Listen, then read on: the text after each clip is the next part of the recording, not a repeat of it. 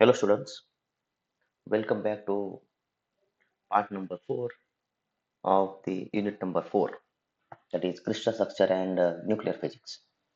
In part number 1, 2 and 3 we have discussed the topics of crystal structure. In this part we are going to talk about nuclear physics. बाकी पहले 3 part भी आप देख लीजिएगा, YouTube पे available है. Okay, so let us begin with some basic terminologies of nucleus. There are different nuclear properties that you have learned in class 12. Atomic number. What is the meaning of atomic number? Atomic number is nothing but the number of protons. Mass number. What is mass number? Mass number is nothing but the total number of protons and neutrons. Basic structure जो है nucleus का वो आपको पता है क्या होता है. ये मान लीजिए न्यूक्लियस है. तो न्यूक्लियस के अंदर कौन होता है? न्यूक्लियस के अंदर आपको पता है न्यूट्रॉन और प्रोटॉन होते हैं. यहाँ पे न्यूट्रॉन है, प्रोटॉन भी है. ठीक है, तो total number of protons and neutrons को आप क्या कहेंगे? मास नंबर कहेंगे. ए से डिनोट करते हैं. Nuclear size. अब एक चीज और ध्यान में रखिएगा, size of the nucleus is much much smaller than the size of the atom. Atom के कंपैरिजन में न्यूक्लियस का जो साइज होता है वो बहुत छोटा होता है. आपको ये पता है कि लगभग 95% space of an atom is empty. Atom का बहुत सारा पार्ट तो एम्प्टी है और कहीं पे छोटी जगह पे सेंटर पे न्यूक्लियस होता है. रेडियस लगभग कितनी होती है? 1 to 10 फेम्टोमीटर्स. ठीक है. Then isotopes. What is the meaning of isotopes? Isotopes of an element have the same atomic number but different mass numbers. तो आइसोटोप्स में क्या होता है? एटॉमिक नंबर सेम होता है बट मास नंबर डिफरेंट होता है. कोई भी न्यूक्लियस या एलिमेंट जो है, मान लीजिए ये एक्स हमारा एक एलिमेंट है, ये न्यूक्लियस है, उसको रिप्रेजेंट कैसे करते हैं हम? इस तरीके से रिप्रेजेंट करते हैं. जेड का मतलब क्या है? Atomic number. और ए का मतलब क्या है यहाँ पे? Mass number. ओके, और ये आपका न्यूक्लियस स्पीसीज है, एलिमेंट है. आइसोटोप्स का मतलब होता है ऐसे एलिमेंट्स जिसका mass number, sorry, atomic number same है, मास नंबर डिफरेंट है. मान लीजिए यहाँ पे एक और ले रहा हूँ. मान लीजिए एटॉमिक नंबर जेड है, मास नंबर ए2 है. तो एक्स और वाई जो है, जिनके मास नंबर मतलब एटॉमिक नंबर जेड सेम है, मास नंबर दोनों के क्या है?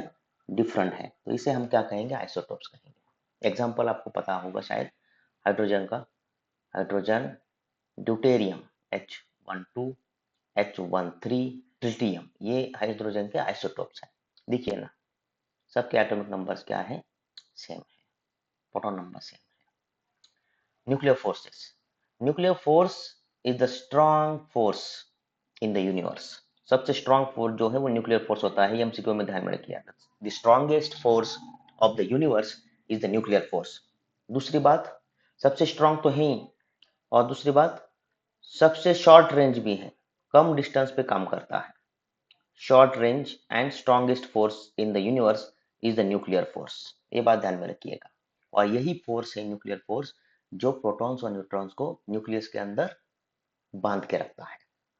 Okay, these are the some prerequisites required for nuclear physics of first year BTech. Then mass defect. Now what is mass defect? आपको पता है, 2 मिनट में खत्म करते हैं. ये मान लीजिए आपका न्यूक्लियस है. ओके, न्यूक्लियस के अंदर क्या है? प्रोटॉन है, न्यूट्रॉन है, बहुत सारे बैठे हुए हैं ऐसे, प्रोटॉन न्यूट्रॉन ऐसे है. अब न्यूक्लियस बन कैसे रहा है? ये प्रोटॉन और न्यूट्रॉन से वो बनता है, बराबर. तो experimentally it has been observed that the total mass of the protons and neutron, तो प्रोटॉन और न्यूट्रॉन जो है उनका मास मैंने ऐड किया, total mass of the protons and neutrons, और एक्चुअल न्यूक्लियस का जो मास है ये दोनों सेम नहीं होते हैं. भले ही न्यूक्लियस प्रोटॉन्स और न्यूट्रॉन से बना हुआ है, but the total mass of the protons and neutrons and the actual mass of the nucleus is not same. There is a difference between the actual mass of the nucleus. ये actual mass है, m जो है, this is the actual mass of the nucleus. Okay, actual mass of the nucleus. There is a difference between actual mass of the nucleus and the total mass of the protons and neutrons. This is called as mass defect. Defect मतलब difference, mass difference. किस दो quantity में difference है? Total mass of protons and neutrons and actual mass, इन दोनों का difference को आप क्या कह रहे हैं? Mass defect. This is the simple definition of the mass defect. Okay, what is mass defect? Definition देख लीजिएगा एक बार, वीडियो पॉज करके उसको लिख लीजिएगा, थोड़ा सा समझिएगा और ये नोट्स में बना लीजिए. मास डिफेक्ट क्या है? It is a difference between actual mass of an atomic nucleus and the sum of the masses of protons and neutrons. Okay, mathematically यहाँ पे लिखा है, क्या लिखा है देखिए, समेशन ऑफ प्रोटॉन मासेस, सभी प्रोटॉन का मास किया, समेशन मतलब एडिशन कर रहे हैं, प्लस न्यूट्रॉन मासेस, सब न्यूट्रॉन का मास किया और दोनों का किया addition, minus actual nucleus mass. ठीक है, this is called as mass effect. Okay, then we have some properties of alpha, beta and gamma radiations. This question is for 6 marks. Generally ये पूछा कम गया है, ये मगर इम्पोर्टेंट है. दिस इज फॉर 6 मार्क्स और इजी भी है, क्लास 12 में भी ये हुआ है. Okay, so what are alpha, beta and gamma radiations? When some unstable nucleus emits the energy to stable, then some particles are being emitted. That particles are alpha, beta and gamma radiations.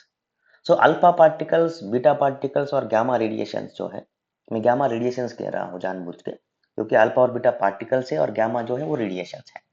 ठीक है, तो alpha particles या beta particles और या फिर gamma radiations, हम उसको study करेंगे, उसकी प्रॉपर्टीज, 4 प्रॉपर्टीज पे हम फोकस करेंगे: charge, mass, penetration, power and ionization power. ये 4 प्रॉपर्टी आपको ध्यान में रखने हैं. कंपैरेटिव स्टडी करिएगा, एक टेबल बनाइए और चारों के तीनों के प्रॉपर्टीज लिख लीजिएगा. सो व्हाट इज पहले पढ़ते हैं हम लोग alpha particles. So what are alpha particles? Alpha particle का जो चार्ज है, अल्फा पार्टिकल का चार्ज होता है positive. Alpha particles are positively charge particles. अब आपको अगर एग्जाम में और लिखना है तो आप लिख सकते हैं कि उसका जो चार्ज है वो +2e है. ठीक है, alpha particles are positively charge particles having a charge +2e. असल में ये बार एक और बात ध्यान में रखिएगा, alpha particles are nothing but helium nuclei. ये हीलियम पार्टिकल्स या एलिमेंट्स होते हैं, हीलियम न्यूक्लियस होते हैं, ध्यान में रखिएगा. अगर एमसीक्यू में आता है व्हाट आर अल्फा पार्टिकल्स, तो एमसीक्यू में आपको देखना है कि ये हीलियम न्यूक्लियस है, ये प्लीज ध्यान में रखिए. ठीक है, मास, अगर अल्फा पार्टिकल्स को देखेंगे, they are relatively heavy particles. उनका जो मास है वो ज्यादा है. ठीक है, as compare to beta and gamma, इसका मास क्या है? ज्यादा है. ओके, हाइयर या हाई मास बोल सकते हैं आप लोग. ओके, कंपैरिजन में किसके? बीटा और गामा के. रिलेटिवली हेवी पार्टिकल्स कितना होता है? लगभग 4 एटॉमिक मास यूनिट. अगर आपको एमसीक्यू में आया तो आप लिख सकते हैं 4 एटॉमिक मास यूनिट उसका मास होता है. पेनिट्रेशन और आयोनाइजेशन, ये एमसीक्यू के लिए बहुत दोनों चीजें इंपॉर्टेंट लगती है. Penetration power of the alpha particle is low.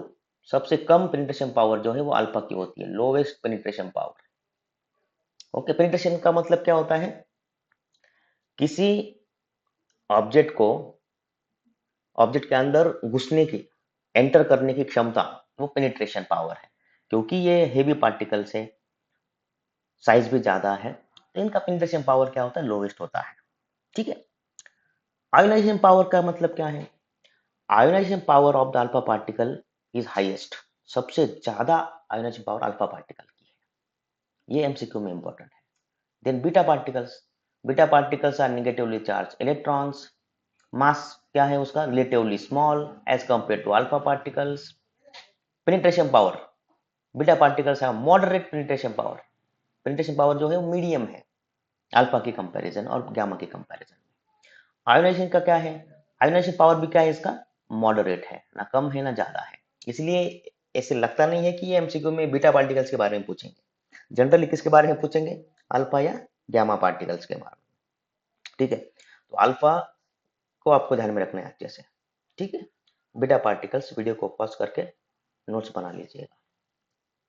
Then gamma radiations, gamma rays होते हैं ना कि particle, because gamma rays are electromagnetic waves, ये इलेक्ट्रोमैग्नेटिक वेव्स है। They don't have any charge, वो चार्ज लेस पार्टिकल्स हैं, इलेक्ट्रिकली न्यूट्रल है। these are electrically neutral radiations. Okay, so gamma rays are electromagnetic waves, doesn't have charge, positive भी नहीं negative भी नहीं। What is about mass of the gamma radiations? Because these are the electromagnetic waves, these are photons, ये photons हैं, तो they have no mass, उनको mass नहीं है। आपको एमसीक्यू में पूछा जाता है कि अल्फा बीटा और गामा में मास लेस कौन है, जिसको मास नहीं है वो कौन है? गामा है। एमसीक्यू में ध्यान में रखना, मैं जो बोल रहा हूँ एमसीक्यू के कहीं पे नोट डाउन करिएगा। ठीक है, penetration power, gamma rays have highest penetration power, सबसे ज्यादा पेनिट्रेशन पावर किसका है? गामा रेडिएशन का है। ओके, एंड आयोनाइजेशन पावर का क्या है? Ionization power of gamma radiation is lowest, सबसे कम आयोनाइजेशन पावर गामा का है। पेनिट्रेशन सबसे ज्यादा किसका है? गामा का है। तो आप कंपेयर करिए, ये अल्फा, ये बीटा और ये गामा। ठीक है, अगर आप देखेंगे पेनिट्रेशन पावर और दूसरा कौन सा पावर है आपका? आयोनाइजेशन पावर, इन दोनों को कंपेयर करो तो पेनिट्रेशन पावर सबसे ज्यादा किसका था? सबसे ज्यादा किसका? ये बीटा का तो आपको पता है, दोनों मॉडरेट है, मॉडरेट मॉडरेट मतलब मीडियम है, उसका तो कोई प्रॉब्लम नहीं है। If I compare alpha and gamma for penetration power and ionization power, gamma rays have highest penetration power, आपको पता है हाईएस्ट पेनिट्रेशन पावर गामा का है। ओके, अल्फा का क्या होगा फिर? लोवेस्ट पेनिट्रेशन पावर होगा। उसका उल्टा आपको करना है आयोनाइजेशन। आप एक ही ध्यान में रखिए, दूसरा आप लिख सकते हैं। आयोनाइजेशन पावर सबसे ज्यादा किसका है? अल्फा का है, और गामा का वो क्या है? लोवेस्ट। आप थोड़ा एक ही प्रॉपर्टी ध्यान में रखिए, मान लीजिए पेनिट्रेशन पावर आप ध्यान में रख रहे हैं, तो उससे उल्टा आपको करना है आयोनाइजेशन में। पेनिट्रेशन पावर लोवेस्ट है अल्फा का, हाईएस्ट है गामा का। ठीक है, these are the properties of alpha beta and gamma. और भी अगर आपको प्रॉपर्टीज लिखने हैं एग्जाम में तो आप लिख सकते हैं। ठीक है, I repeat, this video is made only for the students of D बाटू, और exam point of view he video हम बना रहे हैं, डिटेल में ज्यादा बात यहाँ पे नहीं कर रहे हैं। ठीक है, then we have the next topic which is again for 6 marks, 6 marks के लिए इंपॉर्टेंट टॉपिक है, that is called as Geiger Muller counter, GM counter भी कुछ लोग उसे कहते हैं। Now what is Geiger Muller counter? Geiger Muller counter is a radiation detector which is used to detect the radioactive particles like alpha, beta and gamma. Radioactive particles को detect करने के लिए ये जीएम काउंटर या giga Muller counter use होता है। GM counter भी आता है एग्जाम में कभी कभी शॉर्ट फॉर्म में, नहीं तो आप कंफ्यूज हो जाएंगे जीएम काउंटर क्या है। वो गीगा म्यूलर काउंटर ही है। अब ये किस बेसिस पे काउंट करता है, किस बेसिस पे पार्टिकल्स को डिटेक्ट करता है, उसका क्या वर्किंग है? तो ये गीगर म्यूलर काउंटर को अगर आपको एमसीक्यू में आता है तो ध्यान में रखिए, the principle on which the Geiger Muller counter works is the ionization of gas medium. Ionization property पे ये काम करता है, आयोनाइजेशन का यूज करके ये रेडियोएक्टिव पार्टिकल्स को डिटेक्ट करता है। अब इसका क्या मतलब है हम देखेंगे। जब भी radioactive particle, whether it is alpha beta और gamma, enters into the gaseous medium, then they ionizes the gas atoms। जब भी ये पार्टिकल्स गैस मीडियम में जाएंगे, गैस मीडियम को क्या करते हैं? आयोनाइज करते हैं। अब आयोनाइज होता है मतलब क्या? आयोनाइजेशन में क्या होता है आपको पता है, पॉजिटिव आयंस और नेगेटिव आयंस बनते हैं। ठीक है, तो ये प्रॉपर्टी जो है रेडियो एक्टिव पार्टिकल्स का, जो एबिलिटी है आयोनाइजेशन का, उसके ऊपर ये गीगर म्यूलर काउंटर काम करता है। प्रिंसिपल यही है उसका, अगर एमसीक्यू में आता है तो प्लीज ये ध्यान में रखिएगा। ठीक है, नाउ ये कंस्ट्रक्शन आपके सामने है, कंस्ट्रक्शन ऑफ गीगा म्यूलर काउंटर। कंस्ट्रक्शन में आपको क्या क्या लिखना है, 4 पॉइंट में आपको उसको लिखना है। उस पर क्या क्या है देखिए। It consist of a metal tube, ये मेटल ट्यूब है, cylindrical metal tube. Okay, it consist of cylindrical metal tube containing a mixture of, इसके अंदर क्या है, containing a mixture of 90% argon and 10% ethanol. Ethanol, ethanol मतलब ethyl alcohol. Okay, अब ये दोनों का क्या काम है वो भी हम देखेंगे एमसीक्यू में, वो भी इंपॉर्टेंट है। ओके, so फर्स्ट पॉइंट क्या है, it consist of cathode sorry it consist of a cylindrical metal tube containing a mixture of 90% argon and 10% ethanol. ये प्रोपोर्शन भी ध्यान में रखिए एमसीक्यू के लिए। सेकंड पॉइंट, सेकंड पॉइंट क्या है यहाँ पे आप देख लीजिएगा। सेकंड पॉइंट क्या है, एक पहले तो हुआ tube, metal tube. Okay, second point में आपको क्या जो दिख रहा है वो लिखते हैं। डायग्राम अच्छे से बनाइए एग्जाम में, डायग्राम अगर अच्छे है, करेक्ट है, तो कंस्ट्रक्शन में अगर आप थोड़े कम पॉइंट भी लिखेंगे तो मार्क्स आपको दिए जाते हैं, और डायग्राम इंपॉर्टेंट है। सेकेंड पॉइंट क्या है, a wire, central wire is running along the axis of the tube. एक वायर वहां पे है जो एक्सिस के जो ट्यूब है, ट्यूब का जो एक्सिस है उसके along एक वायर हमने लगाया है। जनरली ये वायर होता है टंक्स्टन मटेरियल का। कौन सा वायर है, टंक्स्टन मटेरियल का वायर है। Okay, then one end of the wire is connected to the high value resistance, एक रजिस्टर हमने लगाया है। Then another terminal of the resistor is connected to positive terminal of the battery. ये बहुत important चीज है। Wire को देखिए, रजिस्टर लगाया है हमने यहाँ पे देखिए वायर को रजिस्टर लगाया, और उसको कहाँ पे कनेक्ट किया हमने, पॉजिटिव ऑफ द बैटरी। मतलब वायर को आपने पॉजिटिव टर्मिनल लगाया है, that is why it is called as anode, उसके कारण से एनोड कह रहे हैं। ठीक है, then negative of the battery is connected to the metal tube. Cylindrical tube जो है उसको नेगेटिव टर्मिनल हमने कनेक्ट किया है, that is why tube is called as cathode, उसे हम कैथोड कह रहे हैं। ओके, लास्ट में एक और पॉइंट है, बैटरी का वोल्टेज लगभग सम थाउजेंड्स ऑफ वोल्ट्स। ठीक है, मान लीजिए 1200 वोल्ट्स हमने यहाँ पे अप्लाई कर रहे हैं, सम थाउजेंड्स ऑफ वोल्ट, लगभग 1000 से लेकर 3000 वोल्ट तक हम उसको वोल्टेज दे सकते हैं। वहां पे जो मेटल ट्यूब है उसके लेफ्ट साइड में वहां पे माइका विंडो है। ठीक है, माइका मटेरियल का विंडो है। अब उसका क्या काम है, तो through the mica window radio active particles are entered into the tube. Tube के अंदर जो रेडियो एक्टिव पार्टिकल्स आएंगे वो माइका विंडो से आएंगे। ठीक, अब एक और चीज, रजिस्टर जो है उसके सामने हमने क्या लगाया, देखिए रजिस्टर के सामने हमने लगाया है यहाँ पे एक सर्किट, जो किससे कनेक्ट हो रहा है, to amplifier and counter. Register के सामने ये जो है ना, ये दिख रहा है आपको, it is connected to amplifier and counter. What is the meaning of amplifier, amplifier मतलब वो एम्पलीफिकेशन का काम करता है, जो कुछ सिग्नल आएगा उसका स्ट्रेंथ वो इंक्रीज करेगा। अब काउंटर का क्या काम है, counter is going to count the signal, और सिग्नल को क्या करेगा, काउंट करेगा। This is the construction. आपको 4-5 लाइन में उसको खत्म करना है। यहाँ पे देखिए, यहाँ पे देखा है, आप वीडियो को पॉज करिए और ये सब पॉइंट्स लिख लीजिएगा। ठीक है, then let us talk about the working of the गीगा म्यूलर काउंटर। वर्किंग क्या है, वर्किंग बहुत ही ईजी है। ट्यूब के अंदर क्या है यहाँ पे, ट्यूब के अंदर 90% आर्गन है, 90% आर्गन। ठीक है, मैं इथेनॉल की बात नहीं कर रहा हूँ, मेजोरिटी जो है वो आर्गन एटम्स है, और आर्गन एटम्स का ही आयोनाइजेशन होने वाला है। ठीक है, ये आर्गन एटम है मान लीजिए यहाँ पे ट्यूब के अंदर। ठीक है, 90% है। शुरू में क्या होगा, एक रेडियो एक्टिव पार्टिकल अंदर आएगा ट्यूब के अंदर थ्रू द माइका विंडो।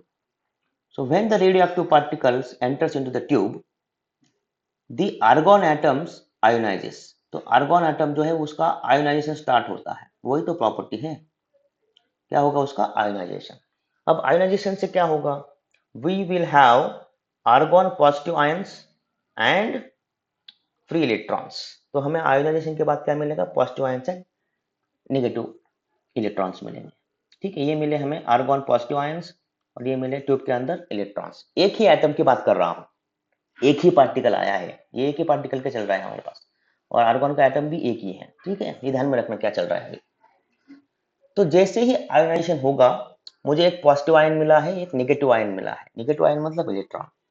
अब आपने क्या किया है, you have applied very high voltage of about 1200 volts along the central wire and the cathode tube. वो ट्यूब और वायर के बीच में आपने बहुत बड़ा वोल्टेज अप्लाई किया है। Due to this high electric field is developed within the tube. Tube के अंदर एक बहुत बड़ा, एक ज्यादा इलेक्ट्रिक फील्ड डेवलप हुआ है, उसके कारण इलेक्ट्रॉन को बहुत ज्यादा काइनेटिक एनर्जी मिलती है। सो these highly energetic electrons are moving towards the anode। ये जो इलेक्ट्रॉन्स हैं, ये मान लीजिए सेंट्रल वायर है, अभी थोड़ा सा देख लीजिए क्या चीजें चल रही है। ये सेंट्रल वायर है आपका, और यहाँ पे ये इलेक्ट्रॉन है, मान लीजिए यहाँ पे इलेक्ट्रॉन बना है। वायर को पॉजिटिव टर्मिनल है, ठीक है ना, वायर तो बैटरी का पॉजिटिव कनेक्ट किया है, तो इलेक्ट्रॉन क्या करेंगे, पॉजिटिव टर्मिनल की तरफ जाना चाहेंगे। और जो आर्गॉन के पॉजिटिव आयंस है वो किधर जाएंगे, बोलिए, सोचिए थोड़ा सा।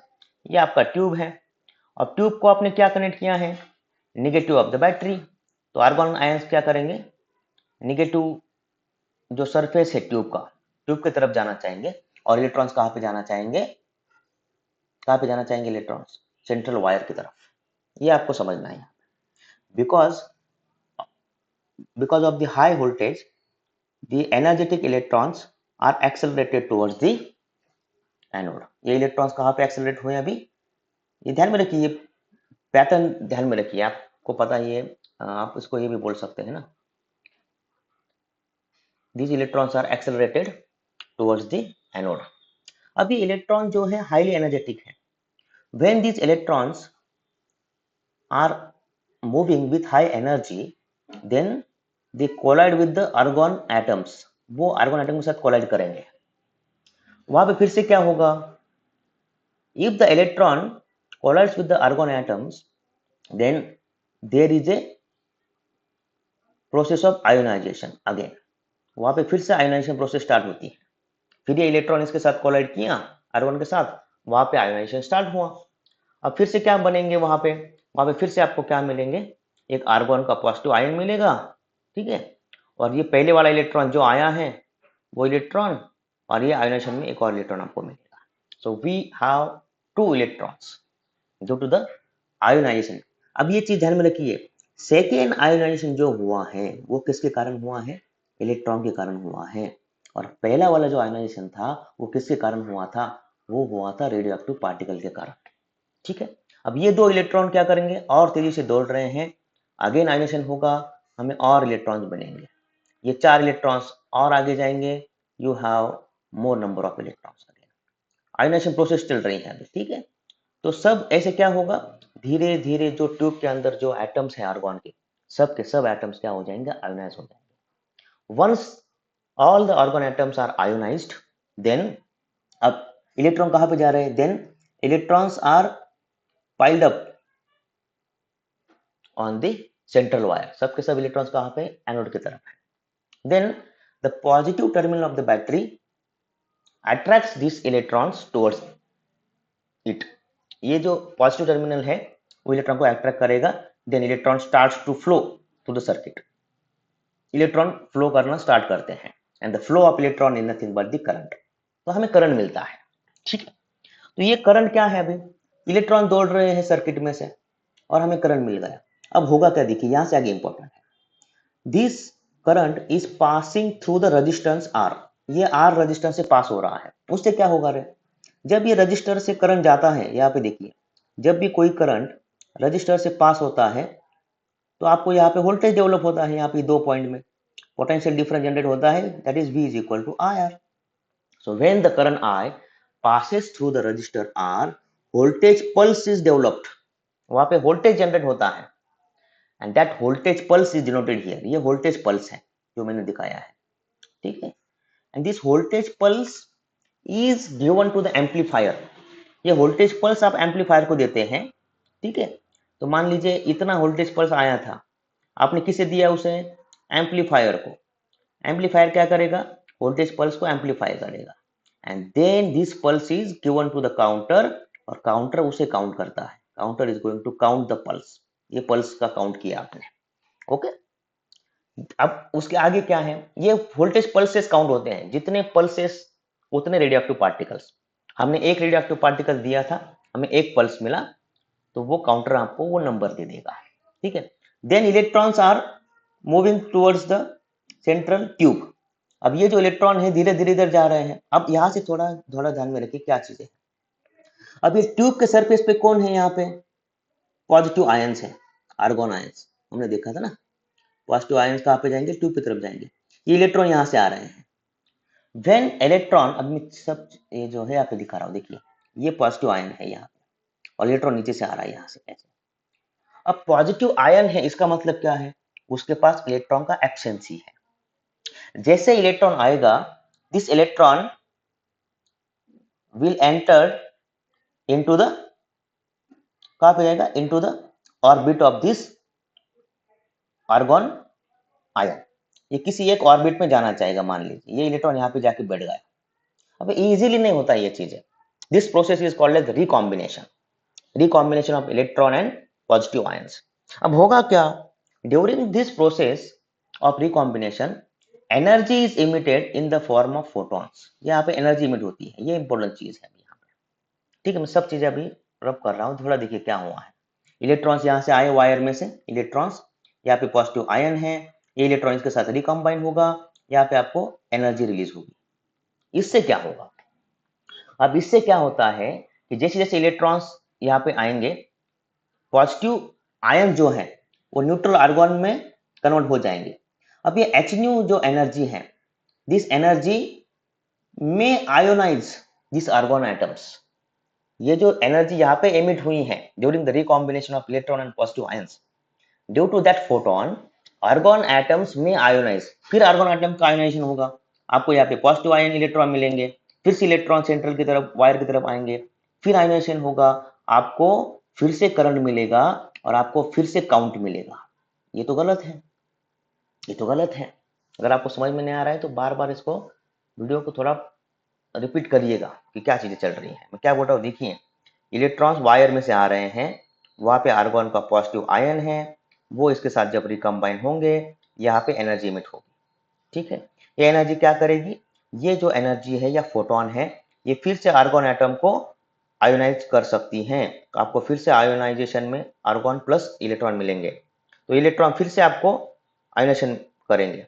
तो जैसे जैसे इलेक्ट्रॉन बढ़ेंगे आपको फिर से करंट मिलेगा, फिर से करंट मिलेगा, तो आपको फिर से वोल्टेज पल्स मिलेगा, फिर से आपका काउंट मिलेगा। So you will have two counts, आपको दो काउंट मिलेगा फॉर ए सिंगल पार्टिकल। एक ही पार्टिकल अंदर आया है ना, तो एक ही पार्टिकल के लिए आपको दो काउंट मिल रहे हैं, ऐसे तो नहीं होना चाहिए। दैट इज वाई एथेनॉल और ethyl alcohol vapours are used in GM counter. वो एथिल अल्कोहल उसके कारण यूज किया है। ये जो आयोनाइजेशन का प्रोसेस मैंने अभी आपको समझाया, इस यहाँ पे सेकेंड फेज में, वो आयोनाइजेशन हमें क्या करना है, रोकना है। तो we need to stop the ionization process which is happening during the recombination of electron and positive ions. That process is called as quenching. उसे आप quenching कहते हैं। ये इंपॉर्टेंट चीज है। quenching भी दो मार्क्स के लिए सेपरेट आ सकती है, इसे क्या कहते हैं, quenching। So for the purpose of quenching ethanol या एथिल अल्कोहल इज यूज्ड। ये आपको एमसीक्यू में पूछा गया था लास्ट टाइम, इथेनॉल यूज हो रहा है, ठीक है। वीडियो को रोक के थोड़ा सा फिर से पीछे लेके थोड़ा फिर से सुनिए मैं क्या बोल रहा हूँ, ठीक है। कंस्ट्रक्शन हुआ आपका, वर्किंग हुआ, ठीक है। वर्किंग में आप वीडियो पॉज करके थोड़ा देख लीजिएगा, ठीक है। वही जो मैंने बोला यहाँ पे मैंने लिखा है ये, हाँ ये इंपॉर्टेंट है। ये ग्राफ भी आपको प्लॉट करना है, कैरेक्टरिस्टिक्स ऑफ जीएम काउंटर। एक वाई एक्सिस पे आपको प्लॉट करना है काउंट्स पर सेकेंड, इधर लिखना है वोल्टेज। काउंट्स पर सेकंड को कुछ लोग काउंटिंग रेट भी कहते हैं, ठीक है। काउंटिंग रेट मतलब number of counts, number of particles पर सेकेंड, उसका काउंट है वोल्टेज। अब देखिए ना ग्राफ में, शुरू में वोल्टेज जीरो है, काउंट भी जीरो है। जैसे जैसे वोल्टेज बढ़ रही है, लगभग 1000 वोल्ट हुआ है वोल्टेज, अभी भी काउंट कितना है, जीरो है। उसके बाद जैसे 1000 वोल्ट के बाद धीरे धीरे वोल्टेज बढ़ रही है, काउंट भी क्या हुआ, लीनियरली बढ़ रहा है, लीनियर रिलेशनशिप है, ठीक है। So above 1000 volt approximately voltage and counts per second increases linearly, ये लीनियर रिलेशनशिप है यहाँ पे। Then at around 1200 volts, 1200 volts के बाद 1500 वोल्ट्स तक, देखिए ना वोल्टेज बढ़ रहा है यहाँ पे, मगर काउंट क्या है, कांस्टेंट है। काउंट क्या है, कांस्टेंट है। किस रीजन में, 1200 वोल्ट्स से लेकर 1500 वोल्ट्स तक। फॉर एग्जांपल यहाँ पे काउंट क्या है, इस रीजन में कांस्टेंट है। So the voltage region where the number of counts remain constant, I repeat, the voltage region where the number of count remain constant is known as plateau region। उसे आप क्या कहते हैं, प्लेटो रीजन। प्लेटो रीजन की बात क्या है, मान लीजिए 1500 वोल्ट्स के बाद भी अगर आपने वोल्टेज बढ़ाया तो काउंट क्या होता है, सडनली बढ़ जाता है। तो आपको एग्जाम में प्लेटो रीजन ध्यान में रखना है।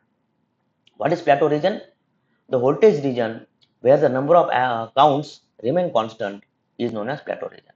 और लास्ट में मैंने लिखा है यहाँ पे quenching. What is quenching, quenching में मैंने समझाया था ना, यहाँ पे लिखा है कि इलेक्ट्रॉन कहाँ से जाते हैं, electron moves through the wire, recombines with the argon ions, ठीक है।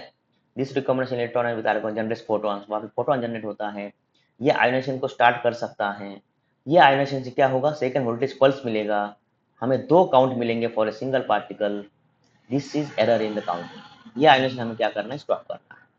So the process of stopping the ionization due to recombination of electrons with argon is called as quenching। इसे quenching कहते हैं। For the purpose of quenching, ethanol और ethyl alcohol is used। ethanol। I hope कि आपको समझ में आ रहा है, नहीं आ रहा है तो प्लीज पीछे जाके फिर से इसको एक बार 2 बार थोड़ा सुनिएगा, क्योंकि ये इंपॉर्टेंट है 6 मार्क्स के लिए। Okay, then we have the last topic of our unit, that is nuclear reactions। What is nuclear reactions? The reaction in which an external bombarding particle successfully changes the identity of a target nucleus। Okay, अब इसे क्या है, ये मान लीजिए एक आपका target nucleus है, ठीक है, ये टारगेट न्यूक्लियस है जो स्टेशनरी होगा। ओके, मैसिव न्यूक्लियस है, स्टेशनरी है, उसकी एनर्जी क्या हो जाएगी, 0 हो जाएगी। उसके ऊपर आप एक पार्टिकल बम्बार्ड करवा रहे हैं, मान लीजिए एक प्रोजेक्टाइल है, पार्टिकल है, इसके ऊपर आप उसको एनर्जी दिया है आपने, this have some energy, moving with some energy, and this particle will bombard on the target nucleus. तो जैसे ही टारगेट न्यूक्लियस के साथ ये बम्बार्डिंग होगा प्रोजेक्टाइल का, तो आपको नया न्यूक्लियस मिल जाता है यहाँ पे, ठीक है, जिसके प्रॉपर्टीज टारगेट से डिफरेंट है, ये आपका प्रोडक्ट है। ओके, तो अगर ऐसे करने से अगर टारगेट न्यूक्लियस का प्रॉपर्टी चेंज हो रहे हैं, टारगेट न्यूक्लियस की आइडेंटिटी चेंज हो रही है, तो उस रिएक्शन को आप क्या कहेंगे, न्यूक्लियर रिएक्शन। तो during the nuclear reaction will have some another product as well. आपको यहाँ पे कुछ और प्रोडक्ट भी मिलते हैं जिसे हम एनर्जी के टर्म में देखेंगे, ठीक है। ये एनर्जी एमिट भी होती है यहाँ पे, या फिर रिलीज भी होगी, सॉरी यहाँ पे गेन भी होगी। तो द रिएक्शन डिफरेंस थोड़ा लिखिएगा, the reaction in which an external bombarding particle successfully changes the identity of a target nucleus। okay, this is nuclear reaction। अब एग्जाम में ये Q value of nuclear reaction, ये 6 marks के लिए question मुझे इस बार बहुत ही इंपॉर्टेंट लग रहा है समर 2026 में, for 6 marks, very very important for summer 2026। डीबा टू यूनिवर्सिटी के स्टूडेंट्स के साथ बात कर रहा हूँ। Okay, very very important. Q value of nuclear reaction, what is Q value of nuclear reaction. Q value एक एनर्जी है, ध्यान में रखिए, क्यू वैल्यू क्या है, एक तरह का energy. The energy liberated, liberated मतलब emitted, the energy emitted or absorbed during a nuclear reaction is called as nuclear reduction energy, या फिर सिर्फ न्यूक्लियर एनर्जी भी कह सकते हैं, ठीक है, न्यूक्लियर एनर्जी या Q value of the nuclear energy. Q value, उसे हम क्या कहेंगे, Q value of the nuclear reaction. Okay, this energy is denoted by Q, also called as Q value, उसे हम क्या कह रहे हैं, Q value. Q value of the nuclear reaction may be positive और नेगेटिव और zero, depending on the nature of the reaction। Let us consider a general nuclear reaction x plus a equals to y plus b। x मतलब target nucleus, a मतलब projectile, y मतलब product और b मतलब emitted particle, ठीक है। Let m0 be the mass of the target nucleus, m0 जो है ये टारगेट न्यूक्लियस जो है हमारा x, उसका मास है। m1 e1 B the mass and energy of the projectile a, m2 e2 B the mass and energy of the product nucleus y, M3E3 with the mass and energy of the emitted particle B। ठीक है, ये आराम से थोड़े देख के करिएगा। Q value is nothing but the energy balance, and it may be expressed as Q is equal to E2 plus E3 minus E1. Now what is E2 and E3? थोड़ा देखिए ना, E2 क्या था? E2 is the energy of the product nucleus, Y का energy. E3 is the energy of the emitted particle, P. मतलब ये product है, ये प्रोडक्ट है, total energy E2 plus E3 ये यहाँ से है, ठीक है, प्रोडक्ट का energy, energy of A product. And E1 क्या था रे? E1 क्या था? एनर्जी ऑफ ए प्रोजेक्टाइल, ठीक है। तो Q can be express as E2 plus E3 minus E1। E2 plus E3 का मतलब होता है total energy after the reaction, और E1 का मतलब होता है total energy before the reaction, ध्यान में रखिए। और आप लिख सकते हैं M0 plus M1 minus M2 plus M3। M0 plus M1 क्या है? Mass of reactants, mass of reactants. और ये क्या है? M2 plus M3, mass of product. आप कैसे भी ध्यान में रखिए, नोट्स में शायद मैंने E2 प्लस E3 दिया था, तो एक ध्यान में रख सकते हैं एग्जाम में, ठीक है। Then types of nuclear reaction based on Q value. Case number 1, Q value is positive. If Q value is positive, अगर Q value positive है तो क्या होगा? If the Q value is positive, then the reaction is said to be exothermic. ये MCQ के लिए बहुत important है। अगर Q वैल्यू पॉजिटिव है तो उसे आप क्या कहते हैं? उस रिएक्शन को एक्सोथर्मिक कहते हैं या फिर एक्सोअर्जिक, ठीक है। एक्सोथर्मिक में क्या होता है? एनर्जी इज रिलीज्ड, ध्यान में रखना, एनर्जी एमिट होती है। Case number 2, if the Q value is negative, अगर Q वैल्यू नेगेटिव है तो क्या होगा? If the Q value is negative, then the reaction is said to be endothermic. ध्यान में रखिए, इसमें गलती करते हैं लोग। Q value is negative, then the reaction is said to be endothermic. Energy is gained in this reaction, energy gain होती है। Case number 3, if the Q value is stable, zero है मतलब वैल्यू स्टेबल है, change नहीं है कुछ भी। If the Q value is stable, then the reaction is said to be elastic collision. Energy release भी नहीं होगी, गेन भी नहीं होगी, okay. Energy is not release nor gain in this reaction, okay. So this is the nuclear reactions. Thank you.